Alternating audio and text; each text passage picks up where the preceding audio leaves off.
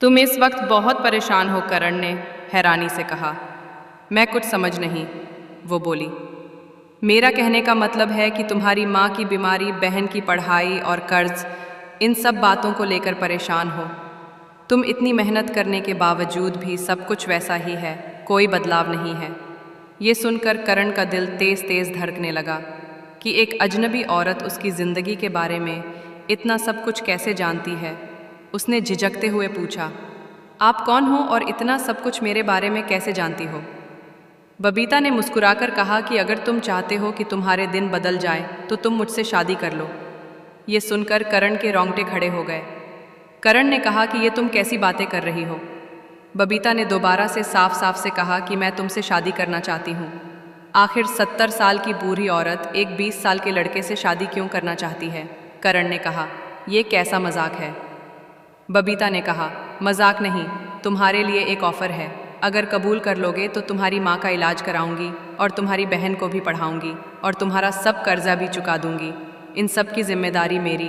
तुम्हें हर परेशानी से आज़ाद कर दूंगी। तुम्हारी ज़िंदगी बेहतरीन हो जाएगी। करण के दिमाग में कई सारे सवाल उठ रहे थे।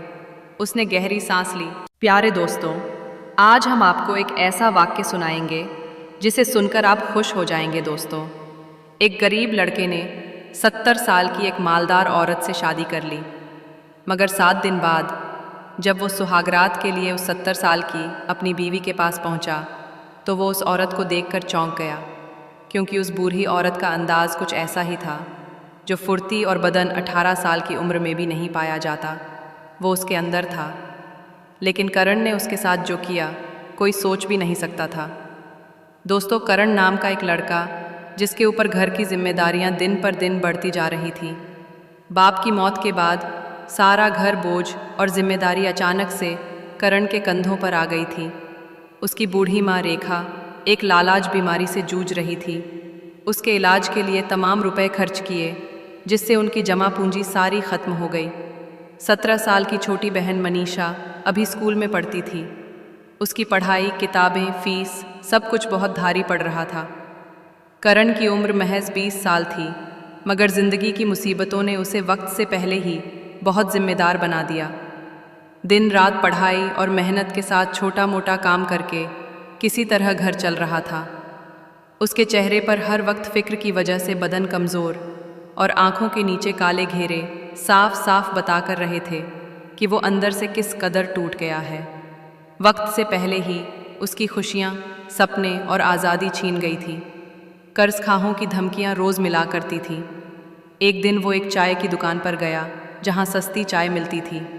करण सोचने लगा कि चाय पीकर चलूँगा। उसने जेब में हाथ डालकर पैसे निकाले और गिनने लगा। पैसे गिनते हुए अचानक उसकी नज़र सामने खड़ी एक औरत पर पड़ी जो उसे बड़े गौर से देख रही थी। वो आंखों से जैसे कुछ कहना चाह रही हो, जिसका नाम बबीता कपूर था। बबीता कपूर कारोबारी दुनिया की जानी मानी हस्ती थी जो व्यापार के मामले में मशहूर थी। जैसा उनका नाम ऐसा ही काम था।